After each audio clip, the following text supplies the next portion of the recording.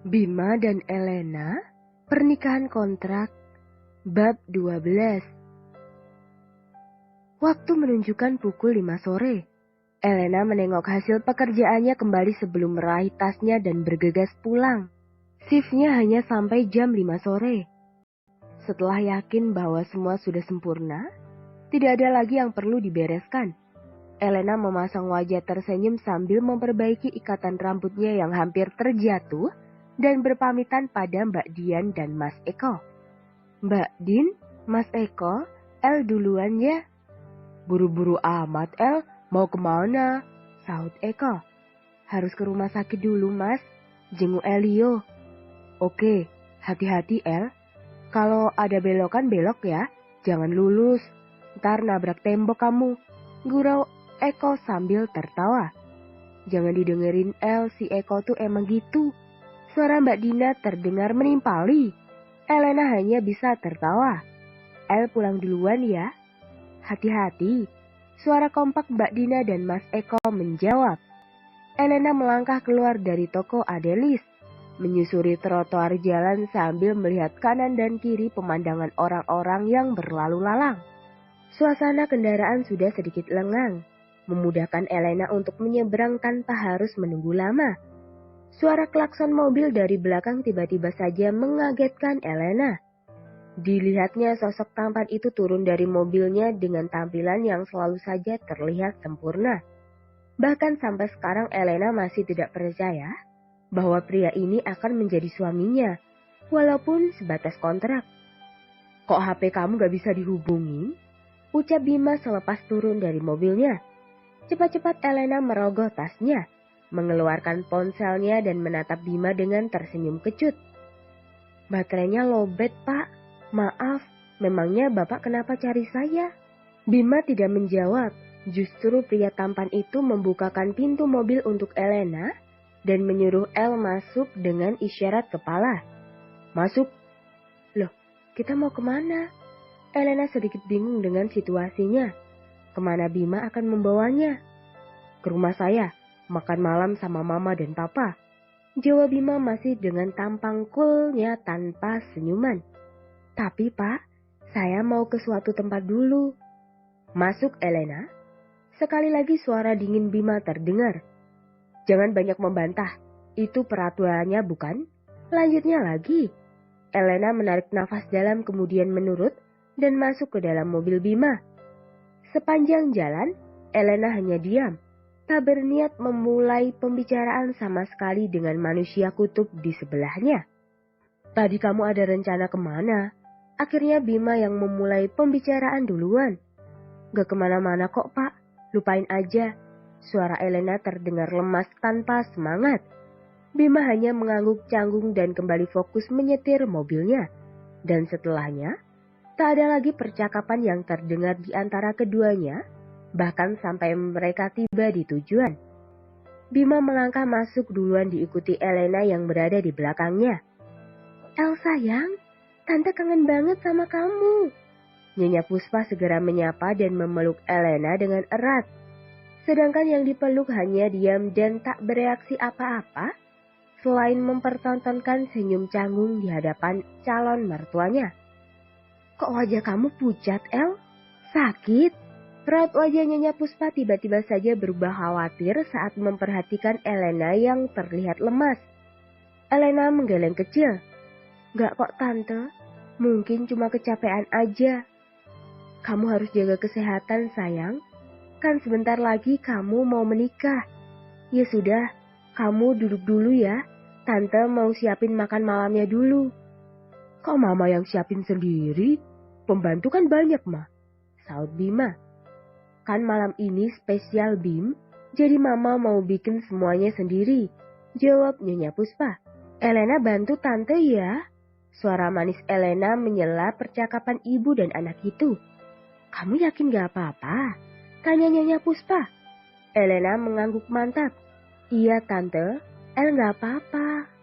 Akhirnya Nyonya Puspa mengalah dan membiarkan Elena membantunya di dapur.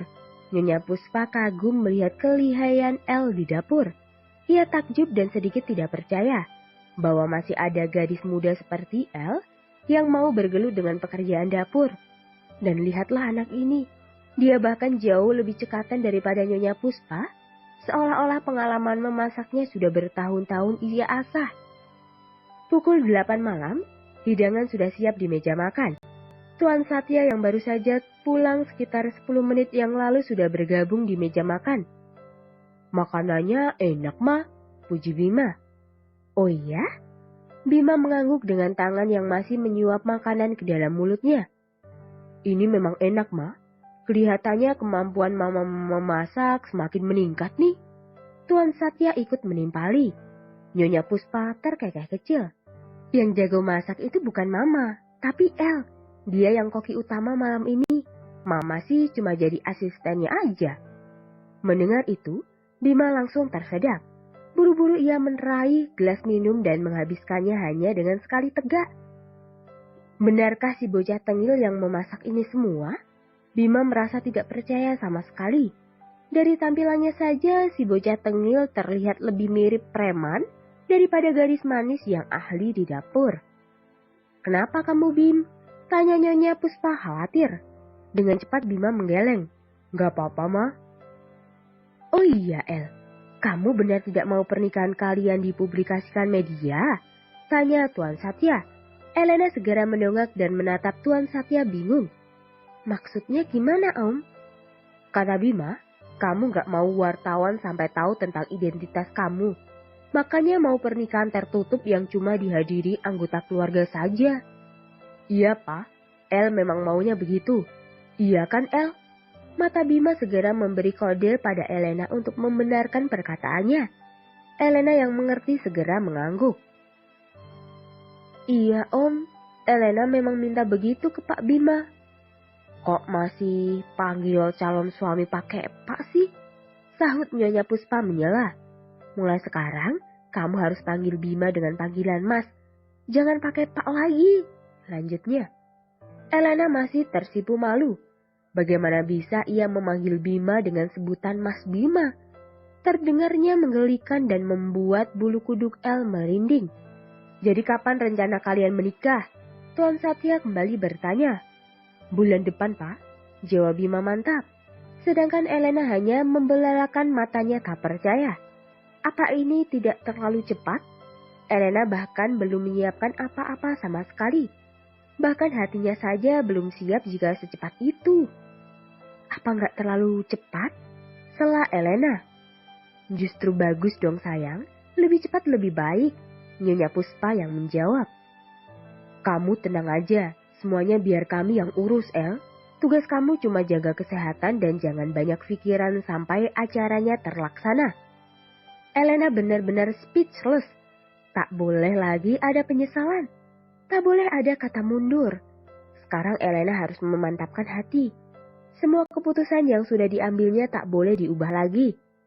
Selesai makan malam, Elena diantar kembali ke kediamannya oleh Bima. Seperti sebelumnya, tak ada kata yang terdengar dari keduanya sepanjang perjalanan. Bahkan, saat Elena turun dari mobil Bima pun ia hanya mengucapkan terima kasih secara singkat sebelum masuk ke dalam rumahnya. Sementara Bima juga tak masalah dengan itu. Suara langkah kaki El berderap menaiki anak tangga. Dia mampir ke kamar Putri, melihat barangkali Putri sudah pulang. Namun kamarnya ternyata masih kosong, dan Elena baru saja ingat bahwa Putri sudah mengabari bahwa akan shift malam hari ini. Kemungkinan pukul 11 malam baru akan tiba di rumah. Elena segera menuju kamarnya sendiri. Ia melempar tasnya ke sembarang arah, lalu melompat naik ke atas tempat tidur. Berbaring terlentang dengan tatapan memandang langit-langit kamar yang berwarna putih. Pikirannya berkelana jauh ke depan. Sebulan lagi, ia akan menikah. Sebulan lagi, semuanya akan berubah. Elena bahkan ragu jika setelah ini ia akan tetap seperti Elena yang dulu. Tak terasa, bulir air mata lolos dari pelupuk matanya. Elena tidak tahan lagi. Tangisnya tumpah seketika. Mengapa harus begini? Mengapa harus mahal ini ia membayar dosa yang bahkan El tidak pernah lakukan? Apakah yang ia lakukan untuk Elio sepadan dengan nyawa Elio? Tentu saja Elena yakin itu sepadan. Hanya saja, di hatinya terasa ada lubang besar yang kosong. Seolah hal itu ingin mengatakan bahwa yang Elena lakukan adalah hal yang benar dan salah di waktu yang bersamaan. Elena terus terisak hingga matanya terasa berat dan lelah membuat akhirnya terlelap dengan posisi meringkuk. Hari ini, Bima mengadakan konferensi pers besar-besaran. Sudah saatnya membalas perlakuan Karina padanya. Kali ini, tak ada ampun bagi rubah licik itu.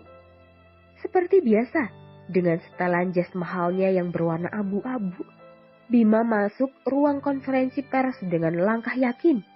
Di sisinya berdiri Sam yang mengawal ia masuk ke ruang konferensi. Suara jepretan kamera menyambut kedatangan Bima. Entah mengapa, semua yang ada di dalam ruangan terlihat terpana dengan penampilan Bima hari ini. Meski hampir setiap hari mereka melihat wajah Bima secara langsung atau sekedar di TV atau media cetak, tak mengurangi kekaguman mereka pada Bima hari ini. Mungkin karena kacamata hitam yang bertengger manis di hidung mancung pria itu yang menambah kesan tegas dan misterius pria itu. Jadi apa maksud Anda mengadakan konferensi pers dadakan hari ini, Pak Bima? Wartawan satu bertanya. Tujuan saya mengadakan konferensi pers hari ini adalah untuk membantah beberapa tuduhan yang Karina Munaf layangkan kepada saya beberapa waktu yang lalu. Lalu mengapa Anda baru bersuara sekarang, Pak Bima? Kali ini wartawan lainnya ikut menimpali. Akhir-akhir ini saya sibuk mengurus pernikahan saya yang akan diadakan bulan depan. Suara riuh dan jepretan terdengar semakin menggila sesaat setelah kalimat Bima selesai ia lontarkan. Apa Anda akan menikah? Lalu bagaimana dengan pernyataan Karina bahwa Anda telah memanfaatkan dia, lalu mencapakannya begitu saja? Atau apa karena calon istri Anda yang sekarang makanya Anda meninggalkan Karina? Semua yang Karina katakan itu tidak benar. Jika dibilang memanfaatkan, justru saya yang merasa dimanfaatkan di sini. Selama bersama saya, Karina sudah memakai seluruh akses saya sesukanya. Bahkan dia juga banyak menindas orang lain dengan memakai nama besar saya. Mengenai perihal berakhirnya hubungan saya dengan Karina, murni tidak ada sangkut pautnya dengan calon istri saya. Jadi apa yang menyebabkan Anda putus dengan Karina, Pak Bima? Dan bagaimana dengan wanita lain yang membuat pernyataan sama dengan Karina? Penyebab saya mengakhiri hubungan dengan Karina itu, semua karena kesalahannya sendiri. Dia sudah dengan tidak hormat menghina bahkan menyiram ibu saya di depan banyak orang. Jika kalian ragu, saya punya bukti rekamannya. Nanti saya akan berikan setelah konferensi ini selesai. Karina juga ketahuan menjalin hubungan terlarang dengan pria lain di belakang saya. Bahkan dengan pria yang sudah beristri. Itu juga saya ada buktinya. Dan mengenai kelima wanita yang bersama Karina, bisa saya jamin mereka hanya sekelompok wanita yang putus asa ingin bersama saya. Para wartawan hanya manggut-manggut dengan antusias.